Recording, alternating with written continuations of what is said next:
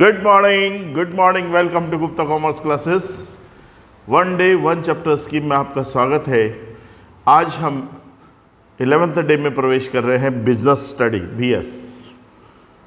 कल हमने chapter start किया था नियुक्तिकरण, स्टाफिंग, और लगभग चैप्टर कर लिया था, किंतु उसके दो एक क्वेश्चंस बाकी रह गए थे, तो आज उनको कंटिन्यू करते हुए हम आगे चलेंगे।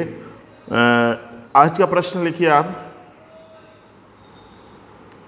आंतरिक स्रोत एवं बाह्य स्रोत में अंतर बताइए। Differentiate between internal source and external source of recruitment. भर्ती के आंतरिक स्रोत एवं बाह्य स्रोत में अंतर बताइए। Differentiate between internal source and external source of recruitment. भर्ती के आंतरिक स्रोत तथा बाह्य स्रोत में अंतर बताइए। कॉलम ड्रॉ कर लीजिए। सीरियल नंबर, क्रमांक, बेस, आधार,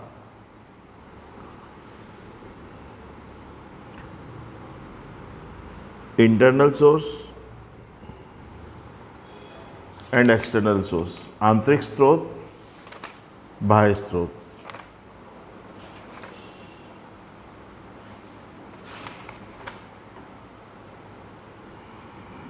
ठीक है।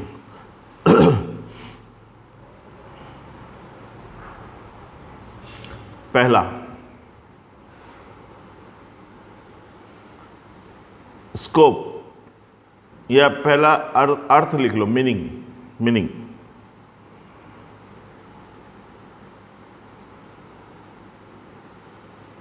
व्हेन, इंटरनल सोर्स में लिखना, आंतरिक स्रोत में, व्हेन एम्प्लॉयज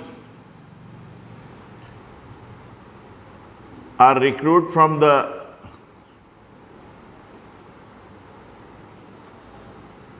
in institution। जब कर्मचारियों की भर्ती संस्था के अंदर से होती है, when employees are recruited from in institution is called internal source, उसे आंतरिक स्रोत कहते हैं। एक्सटर्नल सोर्स में लिखिए, बाह्य स्रोत में, when employees are recruit from out of institution. जब कर्मचारियों की भर्ती संस्था के बाहर से होती है,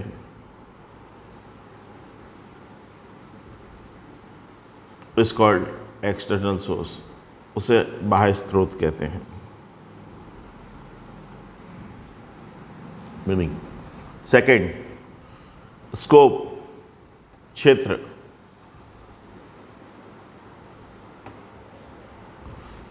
द स्कोप इज लिमिटेड, इसका क्षेत्र सीमित होता है। The scope is limited. और इधर क्या होगा? द स्कोप इज वाइड, इसका क्षेत्र विस्तृत होता है।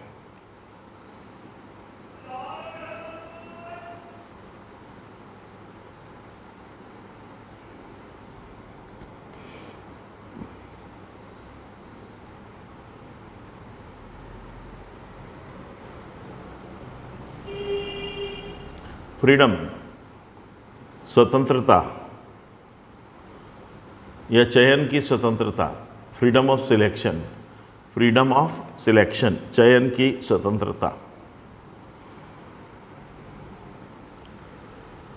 इधर लिखेंगे, the freedom of selection is limited, चयन की स्वतंत्रता सीमित होती है।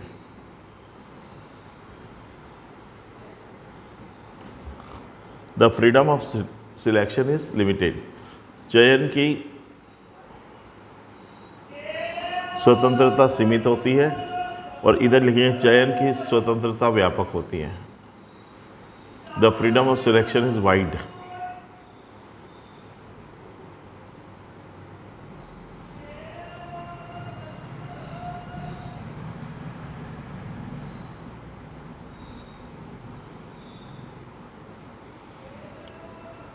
समयावधि, time period,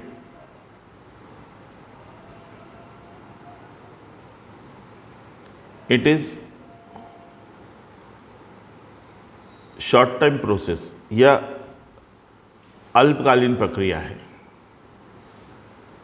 it is short time process, यह अल्पकालीन प्रक्रिया है। और इधर लिख देंगे it is long time process, यह दीर्घकालीन प्रक्रिया है। लिख लिया, यह दीर्घकालीन प्रक्रिया, it is long term process. अगला पॉइंट लिखिए, इकोनॉमिक, मितव्ययी, इकोनॉमिक मितव्ययी,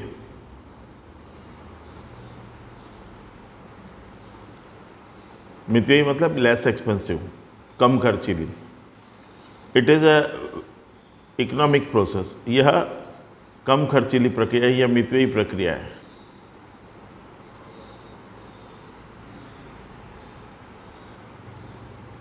और यह क्या होगा, इट इज़ एक्सपेंसिव मेथड, यह खर्चीली प्रक्रिया है। इट इज़ एक्सपेंसिव मेथड, यह खर्चीली प्रक्रिया है।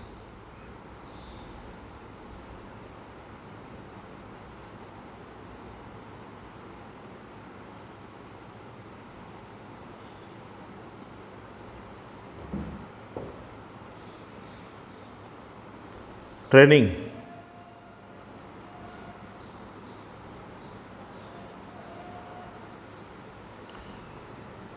ट्रेनिंग इज नॉट रिक्वायर्ड, इसमें प्रशिक्षण की आवश्यकता नहीं होती है। प्रशिक्षण, ट्रेनिंग मतलब प्रशिक्षण, ट्रेनिंग इज नॉट रिक्वायर्ड, इसमें प्रशिक्षण की आवश्यकता नहीं होती है। और इधर ट्रेनिंग इज रिक्वायर्ड, प्रशिक्षण की आवश्यकता होती है।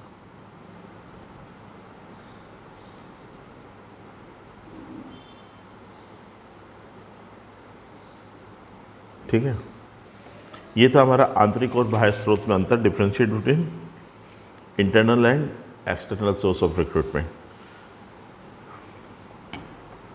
अगला लिखिए question, what do you mean bye selection, चयन किसे कहते हैं। What do you mean bye selection, चयन किसे कहते हैं। Explain the procedure of selection, चयन की प्रक्रिया को समझाइए। What do you mean bye selection, explain the procedure of selection. चयन किसे कहते हैं, चयन की प्रक्रिया को समझाइए।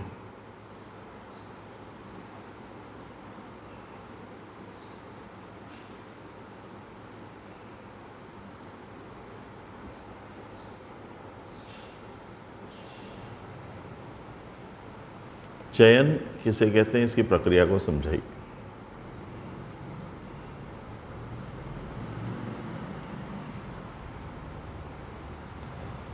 सिलेक्शन मीन्स,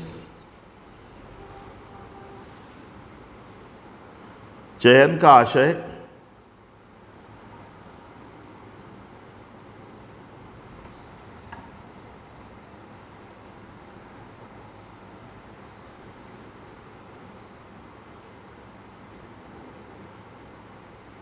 भर्ती हेतु आए हुए आवेदनों में से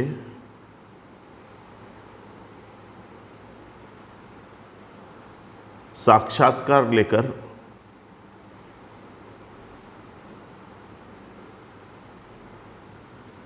कार्य के लिए, चयन का आशय भर्ती हेतु आए आवेदन पत्रों में से साक्षात्कार लेकर सर्वश्रेष्ठ विकल्प का चुनाव करना है।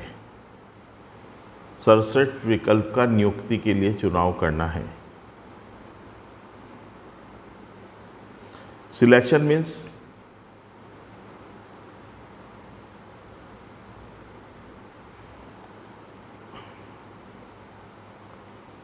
take an interview for selection, take an interview for appointment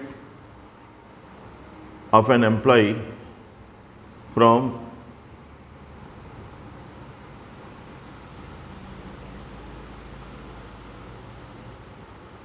applicants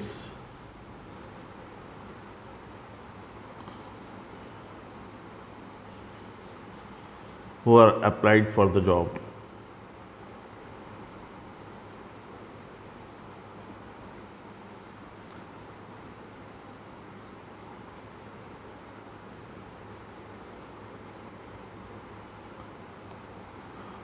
चयन की प्रक्रिया, the process of selection is start after the ending of process of recruitment. चयन की प्रक्रिया भर्ती की प्रक्रिया समाप्त होने के बाद प्रारंभ होती है. The procedure of selection is start after closing of process of recruitment. चयन की प्रक्रिया भर्ती की प्रक्रिया समाप्त होने के बाद प्रारंभ होती है. अंडर द सिलेक्शन, चयन के अंतर्गत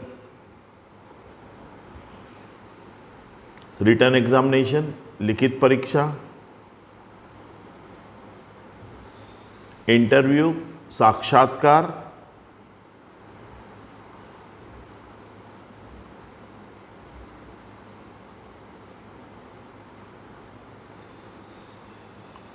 इंट्रक्शन, परिचय, एसेट्रा एक्टिविटीज आर डन, आदि क्रियाएं की जाती हैं.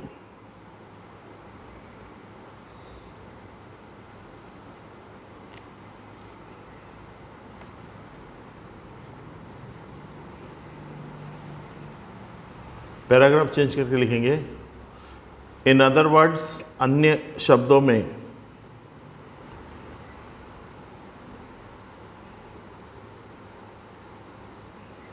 selection is a procedure of choose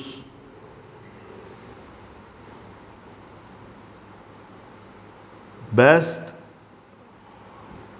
applicant for fulfillment of blank posts.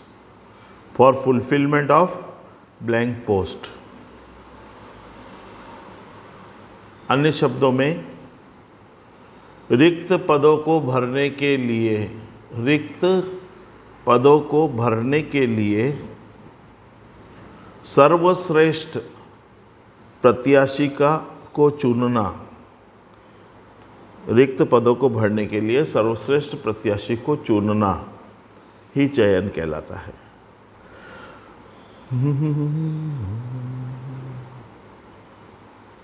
अब लिखो, अगला हेडिंग डाल दो, प्रोसीजर ऑफ सिलेक्शन, चयन की प्रक्रिया. पॉइंट नंबर फर्स्ट, कैसे करते सिलेक्शन, चयन, वो बता रहे. पॉइंट नंबर फर्स्ट, नंबर 1 है प्री टेस्ट, पूर्व परीक्षा.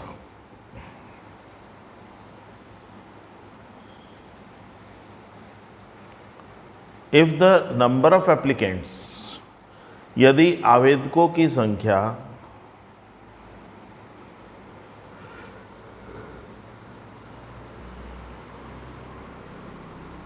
इज टू मच, यदि आवेदकों की संख्या बहुत अधिक होती है,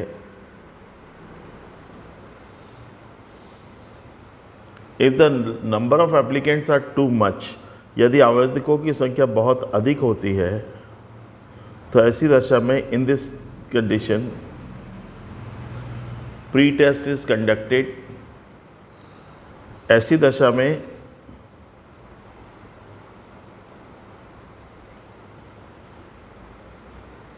आवेदकों की संख्या कम करने के लिए पूर्व परीक्षा का आयोजन किया जाता है. So for pre test is conducted for reducing the number of applicants.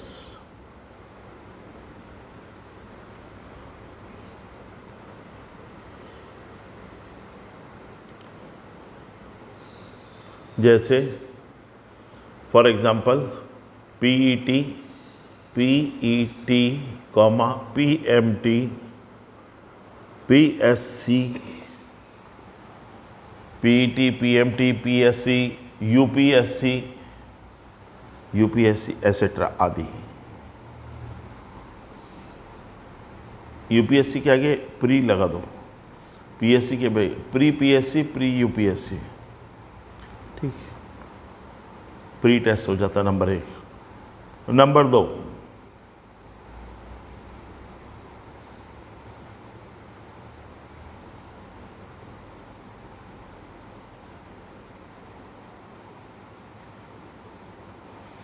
Sending blank application form, रिक्त आवेदन पत्र भेजना। सेंडिंग ब्लैंक एप्लीकेशन फॉर्म, रिक्त आवेदन पत्र भेजना। Sending blank application form.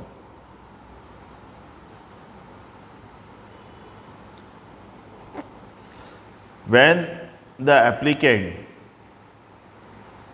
clear the pre-test, जब आवेदक के द्वारा पूर्व परीक्षा पास कर ली जाती है,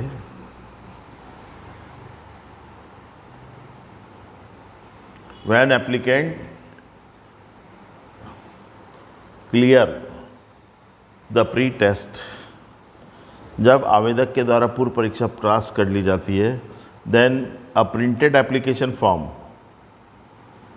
तो संस्था द्वारा एक छपा हुआ आवेदन पत्र आवेदक के पास भेजा जाता है। A printed application form is send by institution to the applicant.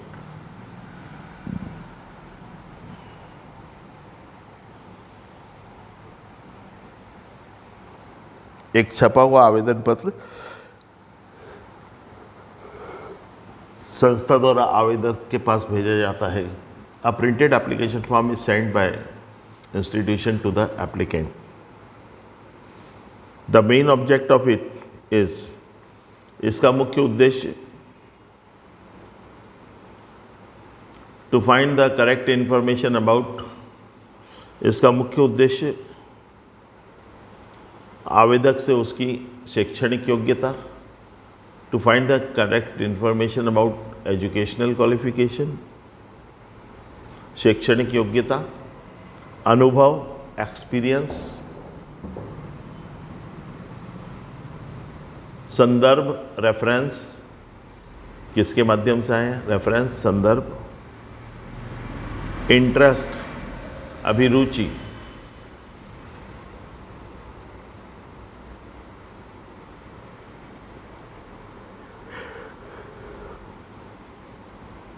और एक्सपेक्टेड सैलरी, अनुमानित वेतन।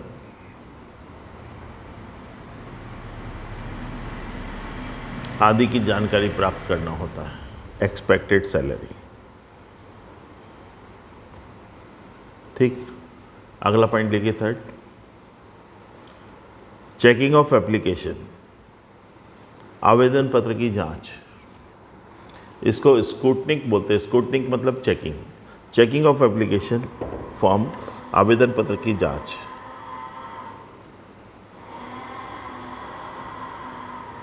When applicant send the application form to the institution,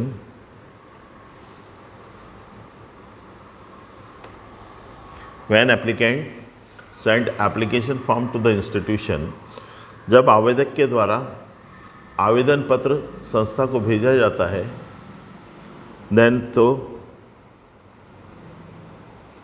it is checked by related officers, तो उसकी जांच संबंधित अधिकारी द्वारा की जाती है।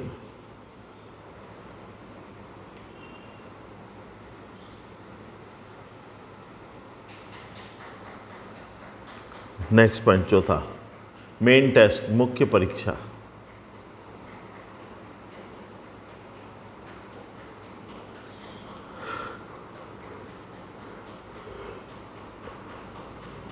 The main base of selection of employee,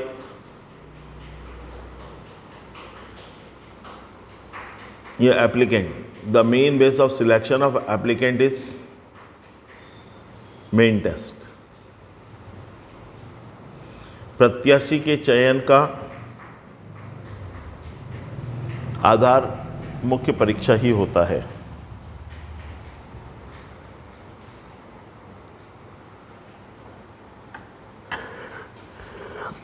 The base of selection of applicant is main test, मुख्य परीक्षा होता है। It is also known as psychological test, इसे मनोवैज्ञानिक परीक्षण भी कहते हैं।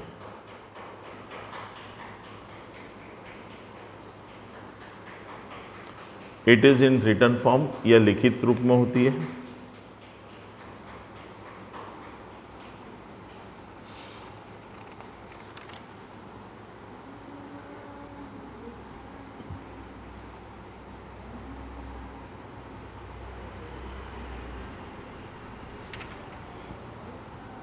अंडर इट, इसके अंतर्गत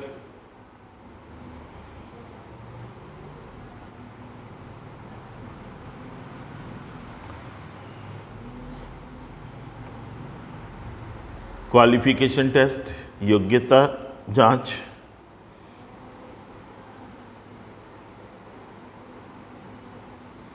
ट्रेड टेस्ट, कार्य परीक्षण,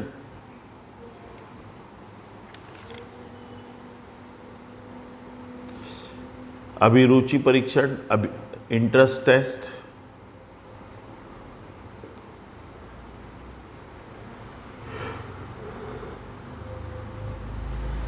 पर्सनालिटी टेस्ट, व्यक्तित्व परीक्षण,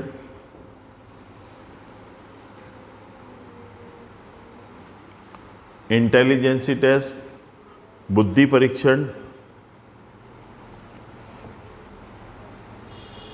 इंटेलिजेंसी टेस्ट, बुद्धि परीक्षण, लैंग्वेज टेस्ट, भाषा परीक्षण, एसेट्रा आर डन, आदि किया जाता है। अगला पॉइंट 5वां, इंटरव्यू, साक्षात्कार। लिखिए, दोज एप्लीकेंट्स, वे उम्मीदवार, वे आवेदक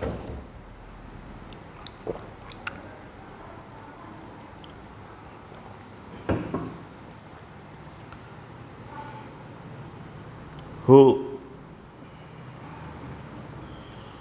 passed in the main test, who cleared the main test, वे उम्मीदवार जो मुख्य परीक्षा को उत्तीर्ण कर लेते, पास कर लेते हैं,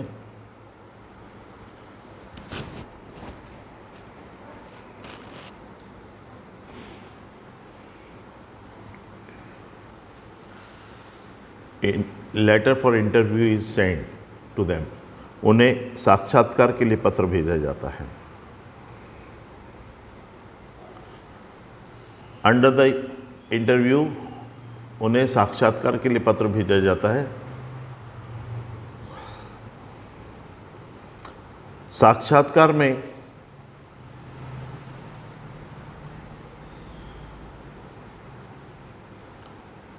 management talk with the candidate face to face, प्रबंधकों द्वारा प्रत्याशी से आमने सामने बातचीत की जाती है, फेस टू फेस।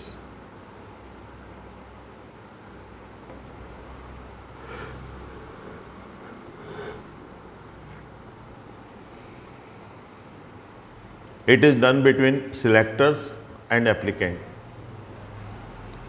या कैंडिडेट। यह चर्चा चयनकर्ता एवं प्रत्याशी के मध्य होती है। This talk is held between the selectors and applicant.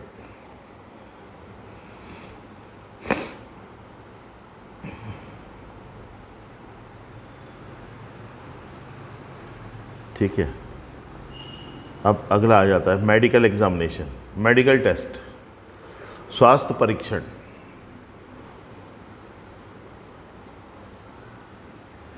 Medical test, स्वास्थ्य परीक्षण, दोज कैंडिडेट्स, वे उम्मीदवार who are success in interview, जो साक्षात्कार में सफल हो जाते हैं,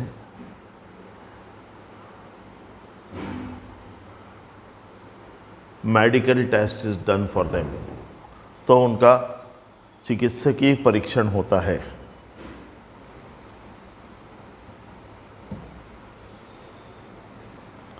physical fitness is checked in the medical test, स्वास्थ्य परीक्षण में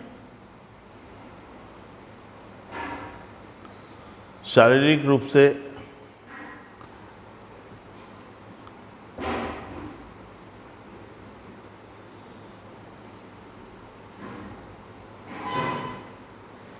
उम्मीदवार शारीरिक रूप से सक्षम है या नहीं की जांच की जाती है। In medical examination, physical fitness of candidate is checked.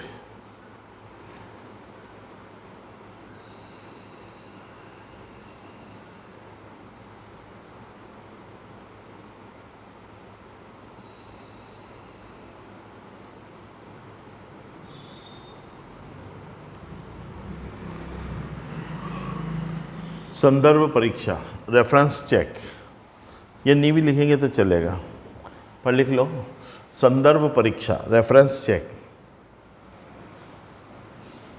Reference check, संदर्भ परीक्षा। When the employee, जब कोई कर्मचारी passed in the medical test, चिकित्सक या स्वास्थ्य परीक्षण में उत्तीर्ण हो जाता है, सफल हो जाता है,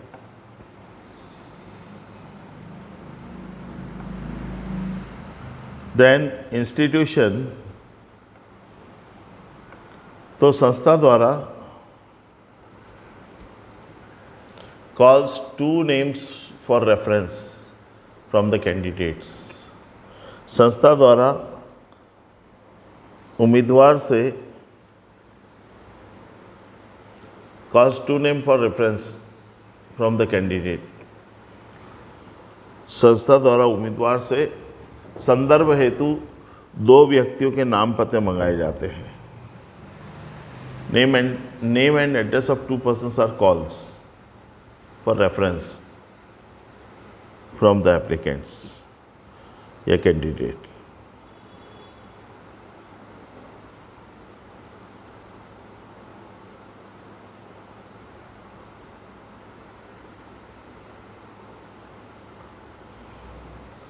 है ना। एंड इंस्टीट्यूशन इंक्वायरी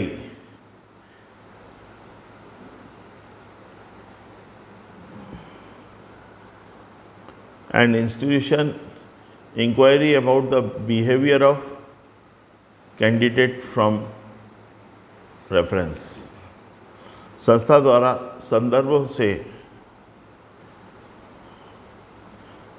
प्रत्याशी के बारे में जानकारी प्राप्त की जाती है।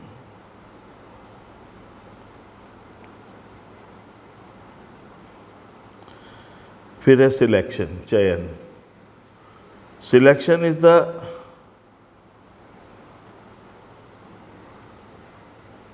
Last step of is the last step. चयन अंतिम चरण होता है। आफ्टर द सिलेक्शन, चयन के पश्चात candidate becomes the member of the institution, उम्मीदवार संस्था का सदस्य बन जाता है।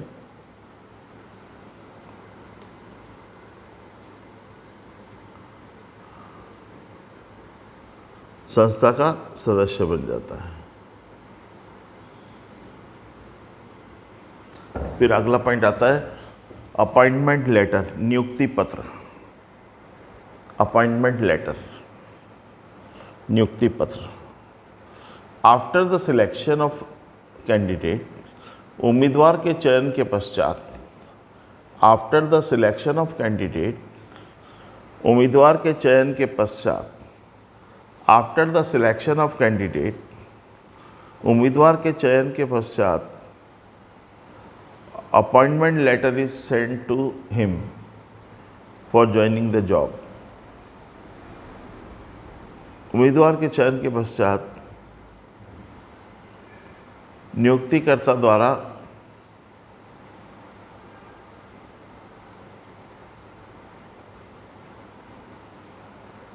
नियुक्ति के लिए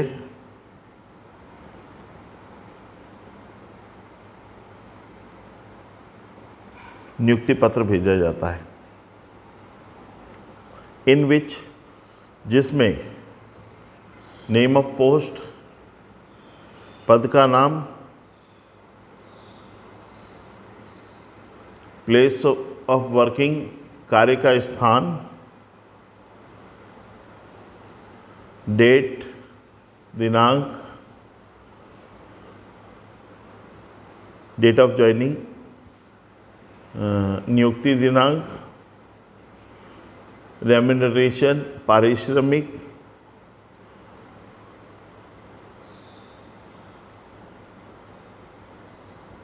एसेट्रा।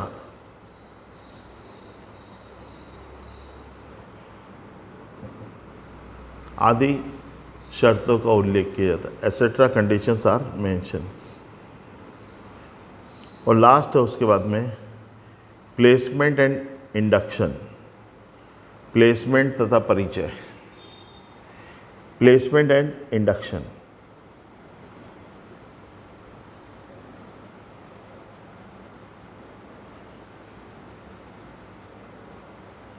When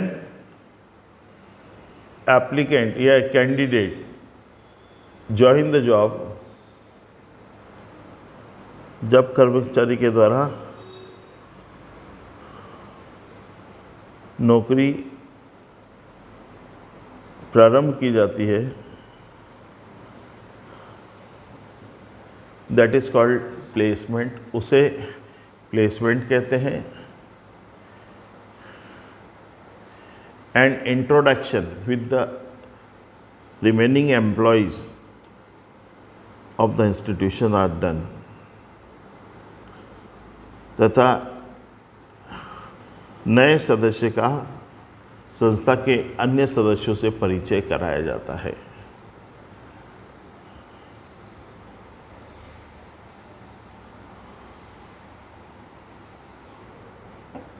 ठीक है, ये हो गया आपका प्रोसीजर ऑफ सिलेक्शन, चयन की प्रक्रिया। अब एक और क्वेश्चन लिखूं। अब जो लिखाऊंगा वो भी आने की पूरी संभावना है। Differentiate between recruitment and selection, भर्ती व चयन में अंतर बताइए। Differentiate between recruitment and selection, भर्ती और चयन में अंतर बताओ।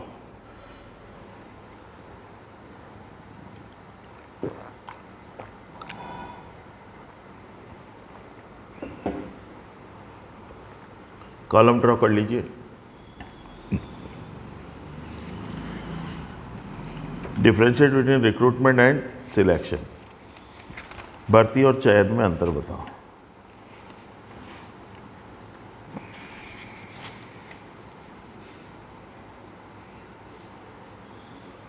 ठीक, ये इस चैप्टर का लास्ट क्वेश्चन है। भर्ती और चयन में अंतर बताओ। Differentiate between recruitment and selection,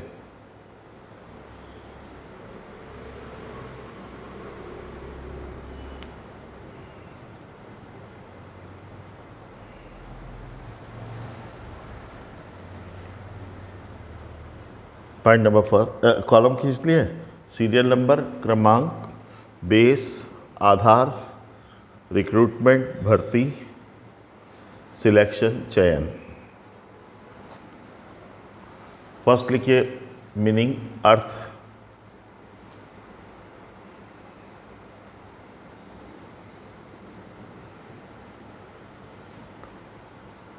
meaning recruitment में लिखिए किसी कार्य विशेष को करने के लिए इच्छुक व्यक्तियों का पता लगाना। किसी कार्य को करने के इच्छुक व्यक्तियों को पता लगाना भर्ती कहलाता है। Searching of interested persons, searching of interested persons for doing particular job. Searching of interested person for doing particular job is called recruitment. किसी विशेष कार्य को करने के इच्छुक व्यक्ति को पता लगाना क्या कहलाता है? भर्ती कहलाता है।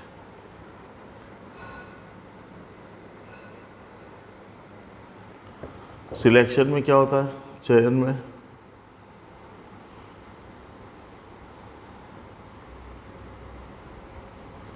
Selection means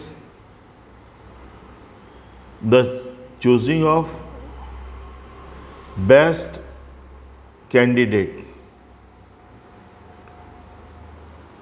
choosing of best candidate from all the applicants who applied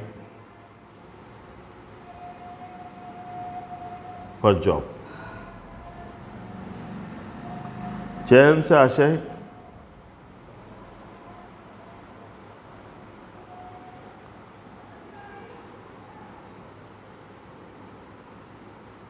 आवेदित नौकरी के लिए आवेदित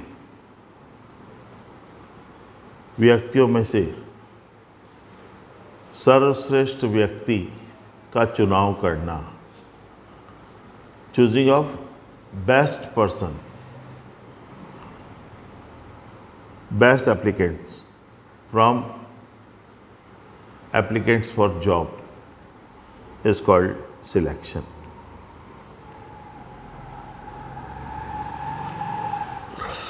Second, objective, उद्देश्य।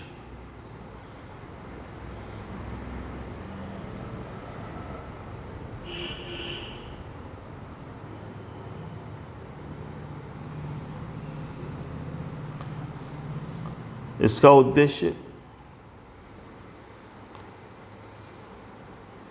कार्य करने के इच्छुक व्यक्ति को पता लगाना है। The object is searching the interested person for job.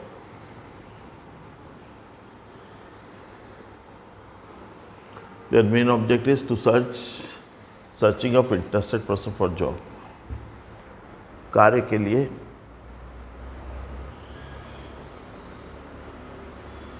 इच्छुक व्यक्ति को पता लगाना है। और उसका ऑब्जेक्ट क्या है? The object of selection is, चयन का उद्देश्य to choose the best candidate for job. कार्य के लिए सर्वश्रेष्ठ आवेदक का चयन करना है।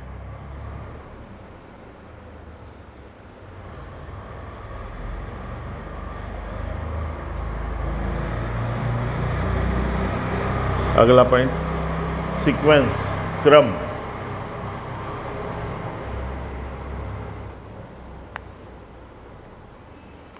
First of all recruitment is done.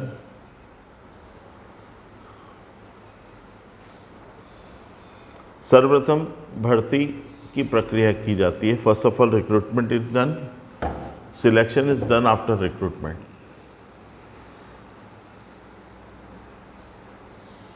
या बोलना चाहिए, इसमें लिख दिया ना आपने, तो सर्वप्रथम भर्ती की प्रक्रिया की जाती है। First of all recruitment procedure is done, और उधर सिलेक्शन में लिख दो, selection is done after recruitment.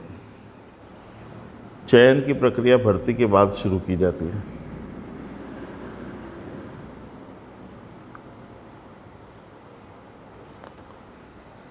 ठीक। निर्भरता, डिपेंडेंसी, अगला पॉइंट, डिपेंडेंसी, निर्भरता।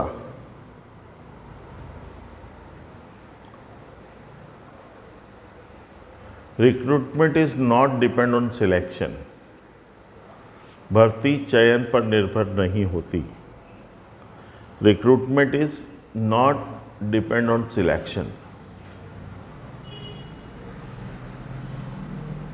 भर्ती चयन पर निर्भर नहीं रहती। और उधर लिखें, selection is depend on recruitment. चयन भर्ती पर निर्भर रहता है।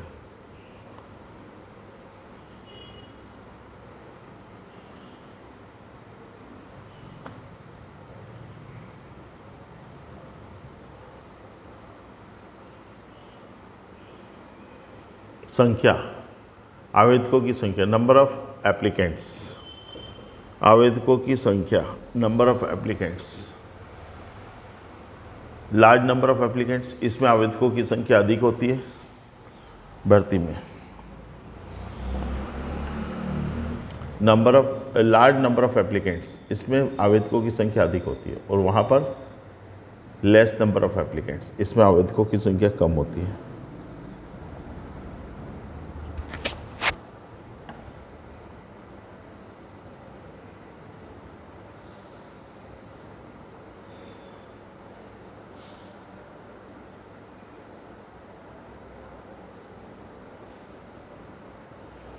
ठीक है, होगा 4-5 पॉइंट, बहुत है।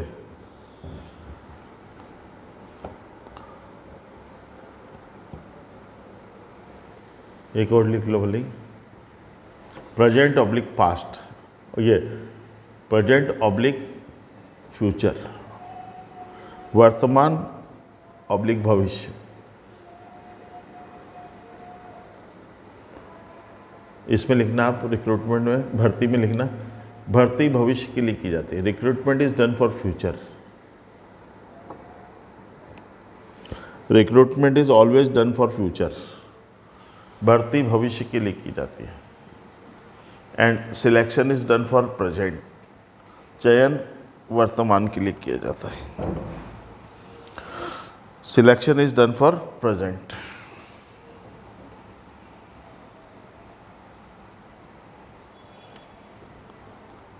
ठीक, तो आपका यहाँ पर ये क्वेश्चन भी समाप्त होता है। रिक्रूटमेंट चैप्टर पूरा समाप्त, पूरा ख़त्म, छठा चैप्टर। अब रिक्रूटमेंट के बाद इसमें नंबर आता है वैसे ऑर्गेनाइजेशन का, संगठन का। तो एक बार रिक्रूटमेंट को फिर वापस हल्का सा रिपीट कर लें, आज का नया शुरू करेंगे, है ना। रिक्रूटमेंट किसको बोलते हैं मालूम पड़ा बेटा? भर्ती किसे कहते हैं? Recruitment means searching of interested person for doing the particular job. किसी विशेष कार्य को करने के इच्छुक व्यक्तियों का पता लगाना। The searching of interested person for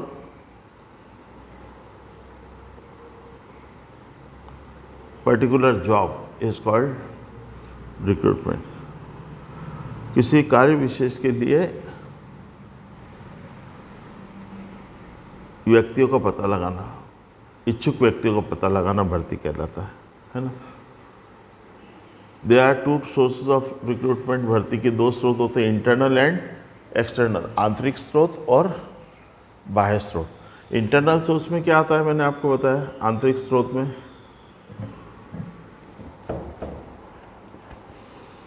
सब चीज़ें लिखवा दिया ना। चलो अभी तो काफ़ी टाइम है, 15 मिनट बाकी है कम से कम। तो आज अपन ऑर्गेनाइजेशन भी देख ही लेते हैं, नहीं तो फिर उसमें कल के बाद समय। अब शुरुआत कर रहे हैं हम ऑर्गेनाइजेशन, संगठन।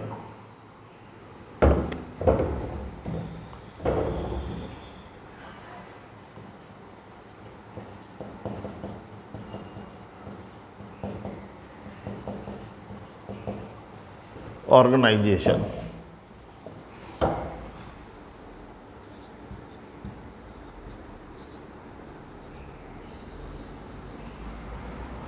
संगठन, ठीक है। ऑर्गेनाइजेशन संगठन। पहला प्रश्न लिख लीजिए।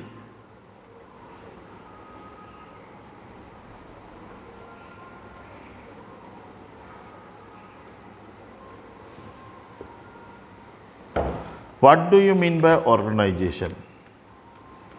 संगठन किसे कहते हैं?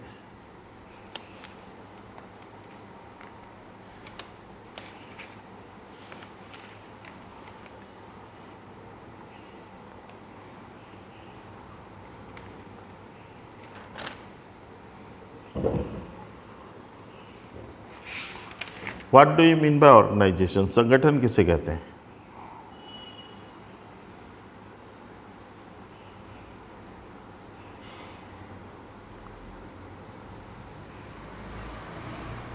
लिखिए, organisation is a group of persons. संगठन व्यक्तियों का एक समूह होता है। Organisation is a group of person who are assemble या who are working for achieving the goal of the institution. संगठन व्यक्तियों का एक ऐसा समूह होता है जो संस्था के उद्देश्यों को प्राप्त करने के लिए मिलकर कार्य करते हैं। Who doing the work for achieving the goal of the institution. Who doing the work for achieving the goal of institution. जो संस्था के लक्ष्य को प्राप्त करने के लिए कार्य करते हैं।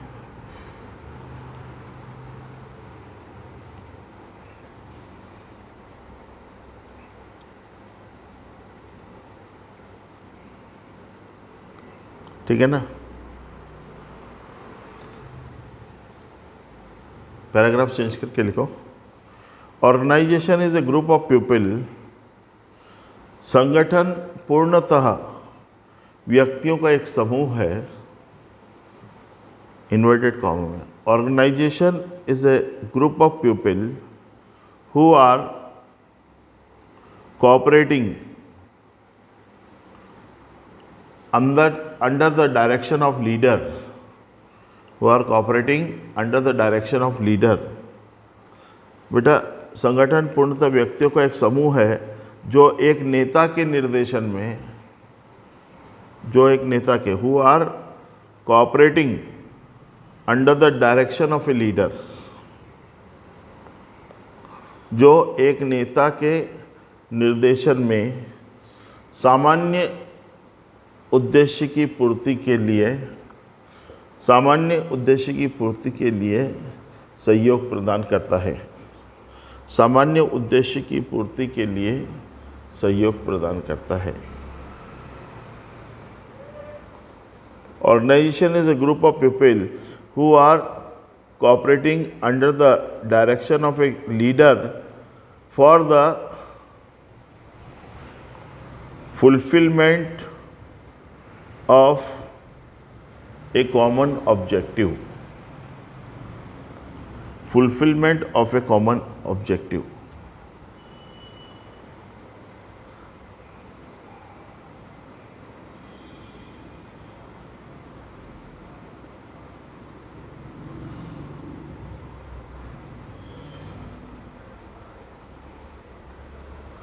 ठीक है। अब ये मैंने बताया आपको ऑर्गेनाइजेशन है ना, संगठन। इसके उद्देश्य लिख लो, ऑब्जेक्टिव्स, इसके उद्देश्य। ऑब्जेक्टिव्स डाल दिया। संगठन के उद्देश्य बताइए। Explain the objectives of organisation. Objectives, उद्देश्य लिखो। Point number first, maximum production at minimum cost. न्यूनतम लागत पर अधिकतम उत्पादन करना। Maximum production at minimum cost, न्यूनतम लागत पर अधिकतम उत्पादन करना। The main object of organisation, संगठन का मुख्य उद्देश्य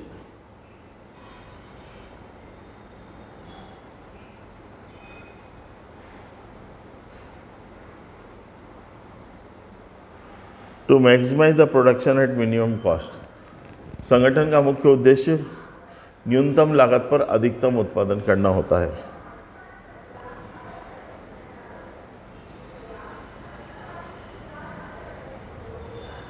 saving of time and labour, समय व श्रम की बचत।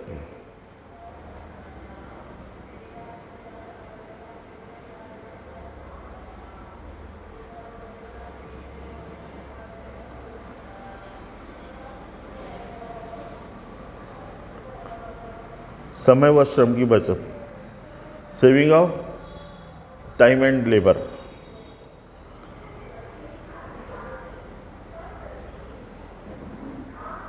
The main object of organisation is,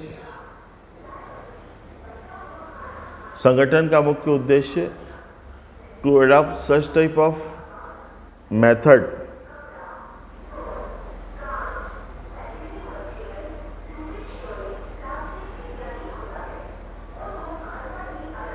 संगठन का मुख्य उद्देश्य इस प्रकार की विधि को अपनाना है। To adopt such type of method who save the time and labour, जिससे कि समय व श्रम की बचत हो। Who save the time and labour, जिससे समय और श्रम की बचत हो।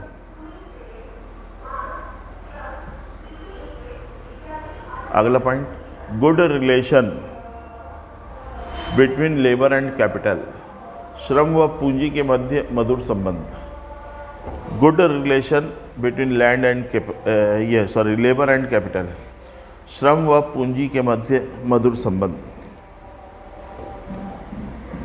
The main object of organisation, संगठन का मुख्य उद्देश्य to create the good relation between employees and employer, नियोक्ता व कर्मचारी के मध्य मधुर संबंधों को स्थापित करना होता है। संगठन का मुख्य उद्देश्य नियोक्ता व कर्मचारी के मध्य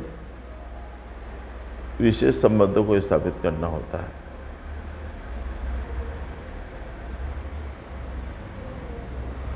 the main object of organisation is to create a good relation between employ and employer. ठीक है। अगला पॉइंट है इसमें सर्विस मोटिव, सेवा भावना।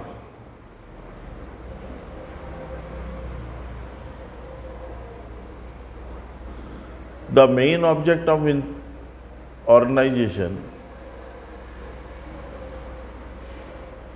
Is not only earn money, earn profit. संगठन का उद्देश्य केवल लाभ कमाना नहीं होता, but also provided social services. संगठन का उद्देश्य केवल लाभ कमाना नहीं होता, बल्कि सामाजिक सेवा, समाज सेवा करना भी होता है। The main object of institution is not only to earn money या earn profit, but social welfare, also social welfare. ठीक है।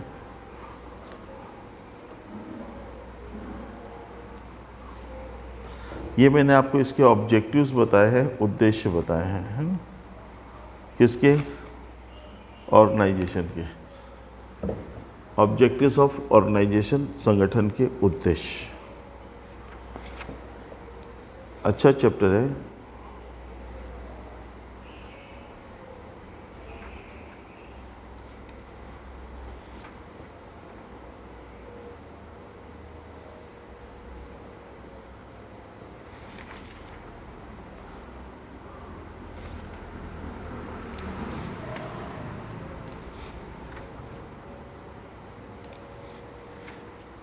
अगला क्वेश्चन लिख लो आप।